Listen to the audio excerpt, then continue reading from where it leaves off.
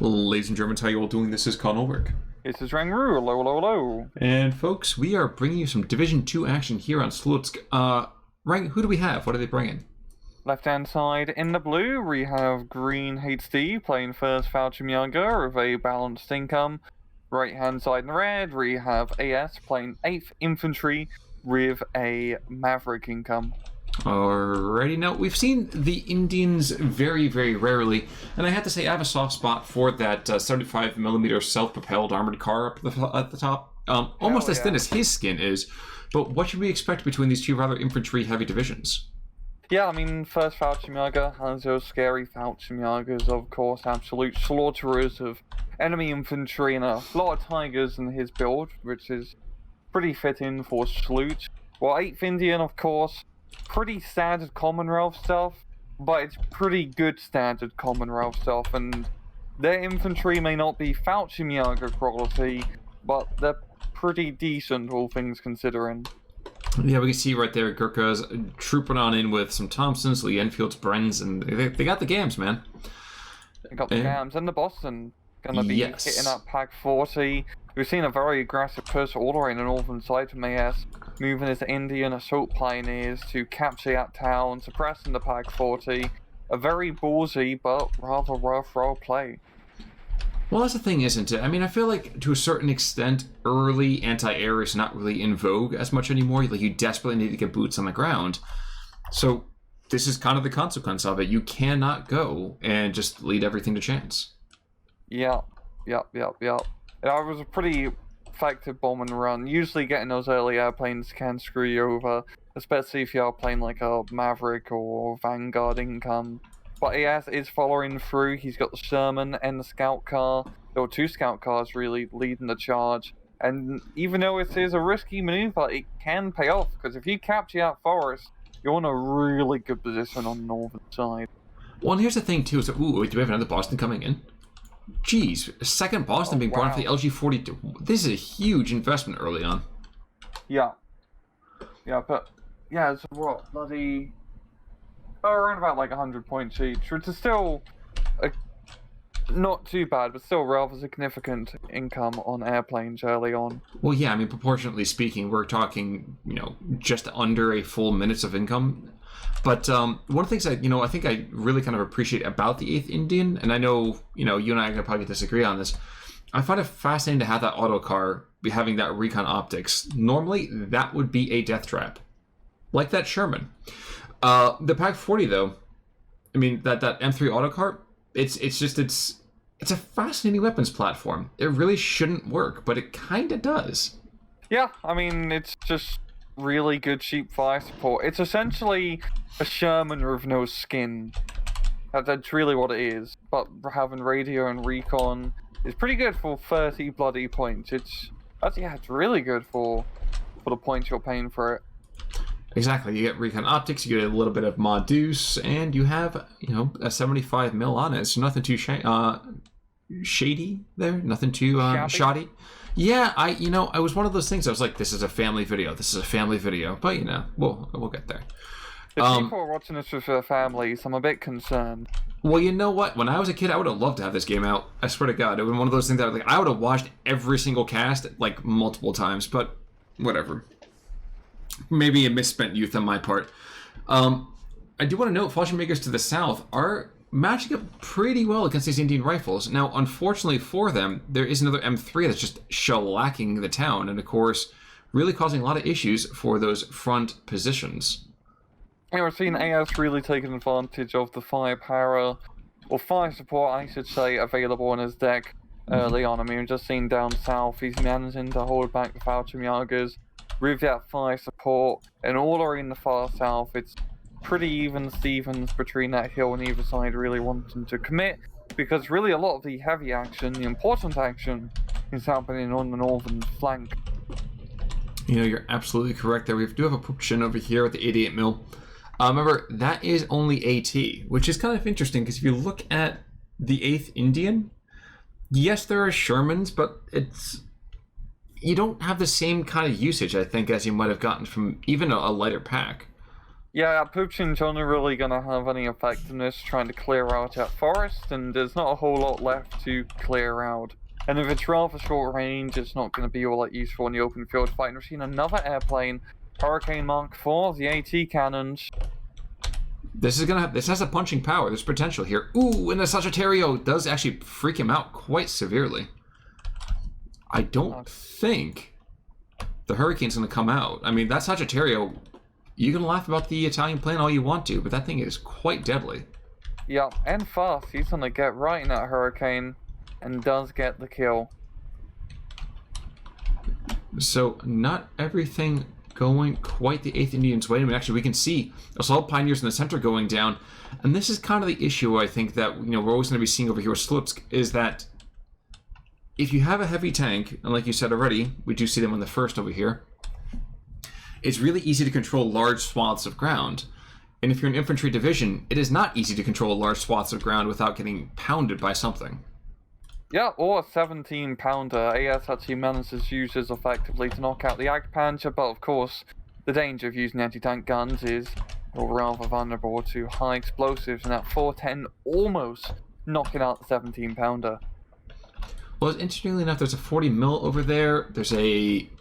Oh, the Sagittario is still on the field. So the 410, quite deadly, not going to be able to get there in time before the Boston gets its rounds off. So this is going to hurt quite a bit, I imagine. Yeah. Seen some danger close fire support. Yeah, that auto car holding off against all the Fallschirmjagers. And Raw the Sagittario get the kill. That Boston hasn't actually... Nari's evac. He doesn't have automatic Winchester, so...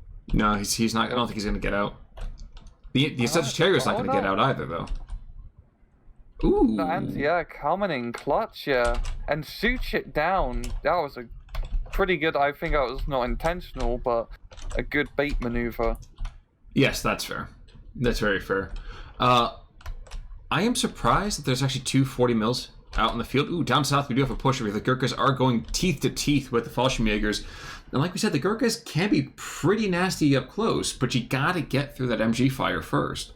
Yeah, once you get up in CQC range and the Fallschirmjagers do lose a bit of bite, really just having that fanatical trait is gonna allow them to survive a little bit more river fire compared to other infantry. But yeah, GreenHD doesn't have a whole lot of support on his infantry in that, like, central town area. Okay, he's got a Jagdpanzer being brought up, which could actually help turn the tide here, because there's not a whole lot of anti-tank here from AS. Not currently, anyway. And that's one thing that, again, if you are out of range of those gammon bombs, which it is not difficult to be, kind of hard for the Gurkhas to really do a whole lot here. Yeah. I do like how AS is spamming a crap ton of 17-pounders in his deck. He has 2 cards of M&B phase. And on a map like this, and really just in general, those 17-pounders are extremely useful, especially for a division which doesn't really have a whole lot of other heavy tanks. I mean, you're really just using Canadian Sherman. True. Very true. And you can see right now, this is kind of shaping up as you might expect. Big push out of here, the 8th Indian, to go and beat up on Phase A here. And of course, I mean, Phase B is going to get pretty ugly pretty quick. But I mean, that's really what you have to do. You gotta play aggressive. You gotta make sure you take those tickets fast and early. And I think the 8th Indian, while we might denigrate maybe some of the Commonwealth infantry behind it, this is, as you said, before the cast kind of got started, this is solid infantry. These are guys you have to watch out for. You have to make sure that you're not getting complacent. Yeah, it's going to be interesting to see how AS does manage to hold out in the later stages of the match. I do believe he has enough anti-tank to deal with any Tigers and Jagdpanzers. Really not a whole lot of Jagd. It's only, 3 of them in A phase, and then it's just Tigers, which honestly aren't that scary as many rays to skin that sort of cat. But he's doing decent so far, considering his income. He's been putting that pressure with the +1 bleed on green. Hopefully in B phase for him, he can get the +2.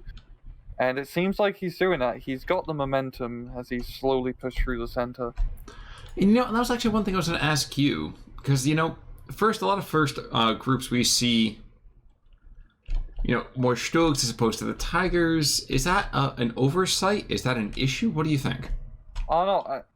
In Slutsk, it's definitely a rough risk. I mean, I'm never a huge fan of heavy tanks in SD2, even on a map like this, just because they're so... they usually get killed before they do much effective. But it's his Slutsk, and I don't know, especially if he exploits their usage in the northern flank, I think he could make some good progress. But at the same time, it's a whole lot of 17-pounders he's going to have to contend with. Well, right now we are seeing territory has been taken back. It's a 15-9 in favor of AS. Just taking a quick look over here. They could be 20 mils on the field. Why that? I'm not liking this lack of 20 mils from Green's side of things. I feel like that's certainly an oversight. Having this dual purpose, I think, would serve him a little bit better than bringing in Jagdpanzers against something when there's not been that much of tank action over here from the 8th Indian. Yeah, he definitely does need to start investing a little bit of an anti-aircraft net. Or maybe just a few more fighters. No, he only really has that one card of fighters, actually, so he's gonna just have to make it count. Exactly.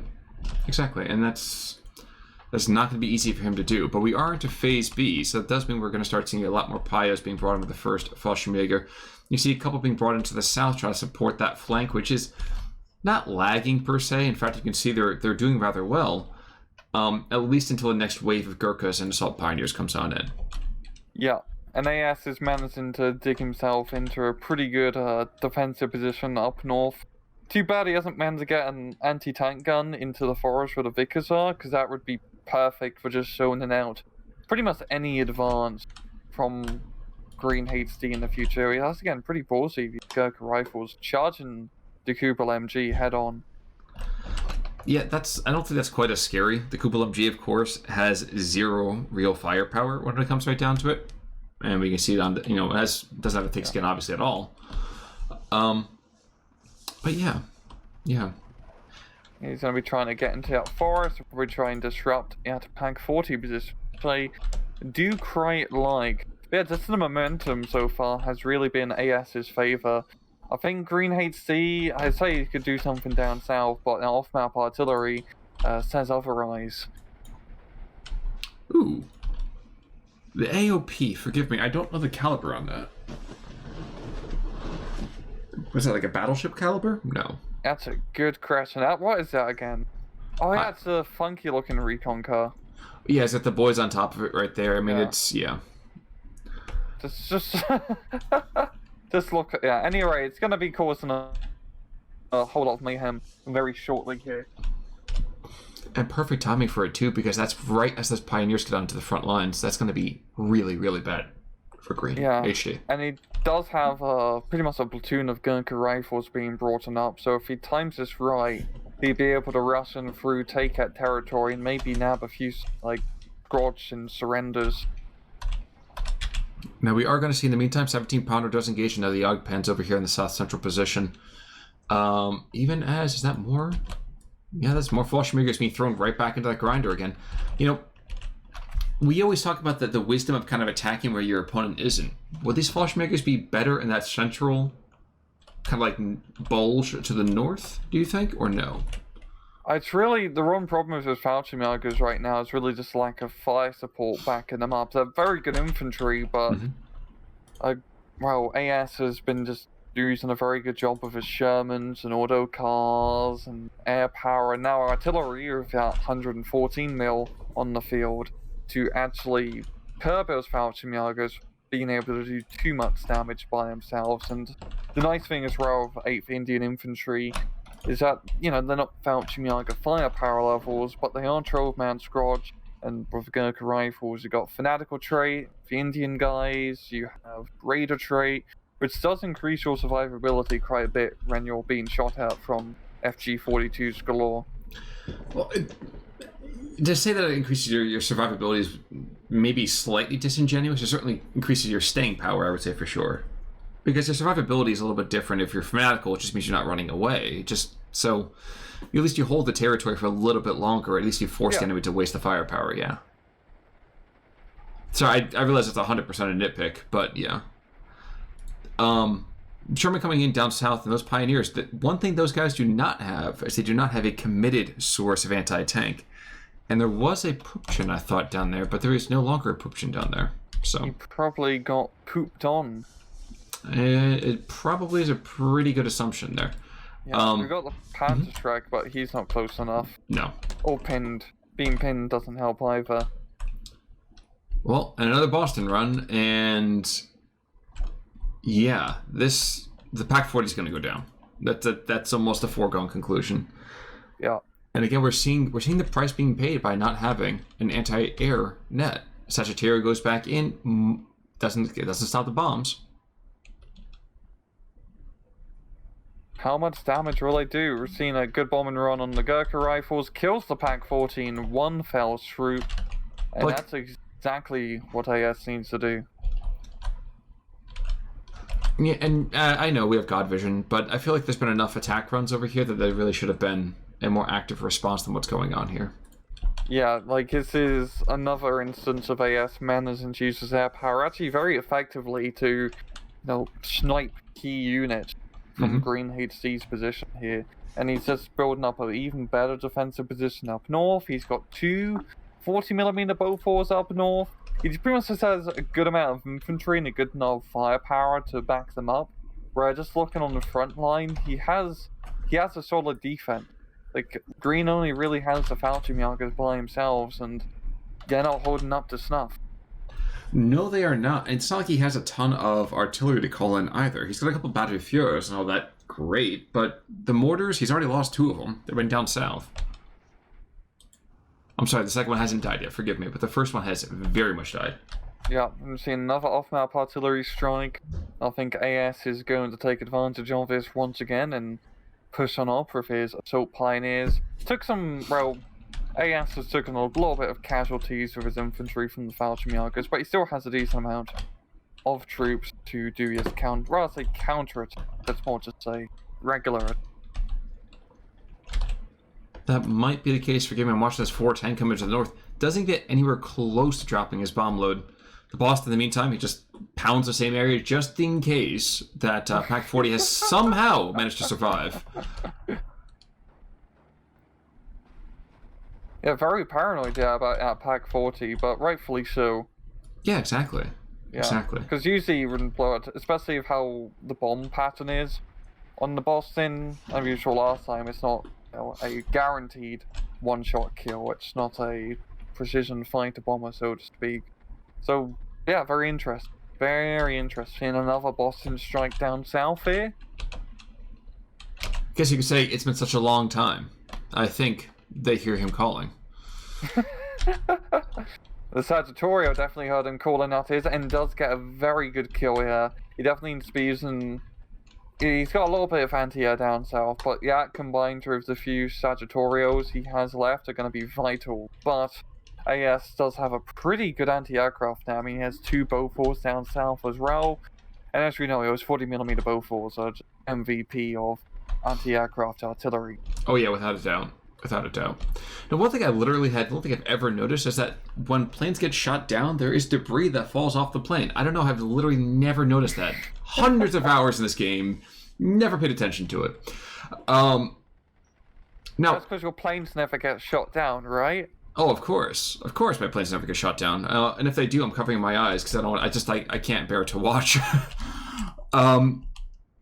Another 410 up to the north. This guy's probably not going to make it out either. Geez, so again, Bofors just going to pound him and pound him and pound him. Wings damaged. So he clipped his wings, but maybe not getting the kill. Okay. No, he manages to get out with his tail between his legs. Oh. You're also seeing GreenHD uses LG-42 effectively to counter battery the Bofors gun at long range, and that's exactly the sort of target she needs to be knocking out. If he can knock out those Bofors guns, then he could probably actually start using his 410s and effective fire support rows to back up the Fallschirmjaegers. But even then, there's still a Sherman, an autocar, and that 17-pounder up north, which is going to make any actual advancements pretty difficult. Can we just talk about the fact that that howitzer over here, the 114, you can see right now, he's pounding the other side of the map. Oh, wow. Yes. And effective fire takes out the 20 mil. Yeah, thank God for radios, man. They make all the difference with artillery. Mm-hmm. They We're seeing absolutely a do. massive push on the center here from AS, managing to make a great chunk of ground jack, forcing a surrender. We're seeing GreenHD only bringing in some grenadiers and also getting hit from the artillery air, so not going to be the best position for him to be in. Nope, not at all. Oh god, yeah, he's just right in the middle of it. That's true, but remember, we are into C now, so this is the point where the 8th starts to flag, and the 1st wonders if it is the worst or if it is in fact the best. Indeed. Yeah, the income definitely is going to start to hurt AS, but he's done a very good job in setting himself up. He's got the 2-point bleed. He has a lot of units still on the field. He's been trading pretty effectively, and he still has that momentum and good defensive positions. And we're definitely seeing the momentum come into play down south as those Bostons are going to be leveling the Grenadiers out of our town. Yep, this is a highway of death here. It truly, truly is. That what had been 3 squads that could have probably kept things in decent order, completely gone now. And yes, there's a tiger, but you don't bring tigers into town fights for a very, very good reason. Yeah, and there's not a whole lot for that tiger to do apart from infantry fire support. There's a Sherman being brought up, but if he moves too much with that tiger, he'll be sent to Pound Town. Well, there's another Sherman on the hillside, too. Oh, yeah. Nope. We're seeing the push down south here from GreenHD of his infantry, but without the anti-tank to deal with that Sherman, he is just going to get pounded. He absolutely is. You're absolutely right there, Cotton. Have we seen actually a lot of Führers being brought in? I see one in that southern town. I can't think that we've seen too many leader troops being brought in actually from the 1st. Other than that. Yeah, not many. You're definitely correct in that regard. It's mainly just been just regular Fallschirmjägers, and up north, 2 are being pinned down, and they are just going to get absolutely slacked on the air by the machine gun fire. Just so much machine gun fire. I guess I'm looking around here trying to see the deck. Yeah, 14 victors overall. Yeah, there's definitely still some time for those. Yeah, but that's definitely a good call bringing in all those vicars, because a lot of the Commonwealth infantry don't have great long-range machine gun firepower with the regular squad. I mean, the Brens are decent, but you need a lot of them, especially against Fallschirmjaeger troops and just German infantry in general. The vicars help bridge the gap between the poorer firepower of your infantry. You're seeing a big push in the center here from GreenHD. Don't worry, there's Boston's coming. And there continues to be very, very little anti-anything. So, I mean, the Sagittario will mix with the Spitfire, and that's great. And the 410 might get the bombing off, but there's still 2 Bofors over there, so it's not looking too good. Yep.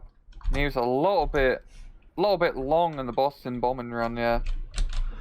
True. 114 is still suppressing the area, because there's still one to the south. He's going to be probably missing that first barrage. Yeah, there is not much left to speak of over here in that, the northern half. All of the 1st troops are down here in the south. Was that just the Sagittario I saw going down? Yeah, Sagittario got killed from the Bofors. How sad. He's not looking great.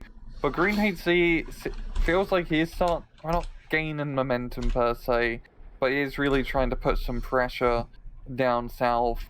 He's engaging right now with AS's troops. Once again, those Bostons are just going to keep on coming, and all those guys being forced to spread out. Most of those guys are pinned, and that pretty much goes out push. Absolutely. I would say it's a bit of arrested development. However, I don't watch the show enough to actually make any other word puns other than the actual term itself. But we're back to a 15-9, so 3 minutes on the clock to kind of see if we can see GreenHD turn something around, pull a rabbit out of his hat. Yes, which I doubt. But I find it very interesting so far of AS how he has managed to use the air support so effectively. Like, we kind of begrudge him a little bit on using airplanes so early on. That's usually not a good sign because it's a lot of income early on airplanes, bombers. But he made it work. Those Bostons have definitely paid themselves off NDM some, even if it didn't get a whole lot of kills apart from the Pack 40s, it's mainly just suppressing all of GreenHD's infantry, stopping him from being able to move up, and then he just managed to use his fire support effectively, AS that is, to bog down the Fallschirmjaeger. Very, very true. The Bostons just continue to run constantly. JU-88 comes in, but he's about 20 minutes too late, unfortunately. Yes, the bombs will hit, but to not as much effect. Yeah. Green really needs to invest much more into, like, proper anti. I mean, he does have Flak 88 in his deck, and those would probably be a pretty good call-in, especially on Slutsk, because you also have the long-range anti-tank capabilities you can take advantage of. Yeah, the only downside to them would have been that at this time in this place, Sherman and Autocar go down almost within seconds of each other to the north, so a tiny bit of life, but they're so effectively counter-batteried. I mean, and the same thing, you have great sight lines, also means there's very, very little cover for them. So Catch-22, all things considered, the Grenadier potential breakout in this northern crossroads gets completely shut down. Yes, the Vickers gets hit, but that's the price you pay for victory. Yikes! God damn. It was Boston to pin on point. It's whenever there's a infantry platoon pushing up, the Bostons just come around to say, no, you don't get to push up. Your pushing privileges have been revoked for today. Try again tomorrow. And you know what? I don't... Oh, Tiger. Yeah, the Tiger, I mean... Yeah. Tiger dying? I'm shocked, Khan. Shocked. Say it isn't so! Here's your 25-pounder, sir. Thank you very much. My corrupt steel! More like corrupted steel. Yeah. I'm trying to see if there's anything that really can be done here. And the Tiger to the south, well, his nose has been bent by the Sherman 5, so not a whole lot can be done here. I think we should take this to a ×2, sir. I think that's fair. 27-20? Yes, sir. ×2. Indeed. So, folks, as this kind of continues to go on over here, as I've now paused the video, I'm going to restart the video here anyway. So we're going to see Reg Pub a couple seconds earlier on this one. Kind of seeing, again, you kind of have to have that anti-aircraft net, and even if it's just a couple 20 mils, even if it's a single kind of something, don't be afraid to kind of bring that out there. It's always necessary. Yeah, especially just how heavy, and especially early on, we saw those Bostons being invested into. Like, he really needed to deal with that. And also just all the other fire support, the heavy artillery, the Shermans, the autocars, the machine guns. It was a very good use of combined arms warfare from AS, while GreenHD is definitely a little bit more just focusing very much on infantry. And those Fallschirmjaeger's infantry are great, but they're not great when a Sherman's shooting at him. True. Oh god, yeah, KD, that's pretty much almost a double difference share for being exact. True, and I think honestly the only reason it wasn't is because he bombed himself, but that's neither here nor there. Yeah, kills, nothing really crazy from the kill side. Everyone's kind of done their part on the 8th Indian perspective. Then losses, nothing really crazy either. So here we go. Well, and that's kind of what we said, though, is that if you're going to go be looking at what, let's just say, what everybody's kind of going through, we are going to consistently see that using air power, getting those stresses, allowing the kind of follow-up kills, that's certainly a way to get to victory on this. Yeah, it's a very... this is a real good use of combined arms from AS, and also really just shown why 8th Indian is so good. They don't have any amazing Wunderwaffen units, but it's just, you have kind of a tool for every situation, and enough infantry to survive. Exactly. Any final words of wisdom, sir? No. Oh, folks, in that case then, give us a little bit until Thursday so we can come up with some more wisdom. Until then, though, I'm Conalwork. I'm Rangru. Take it easy.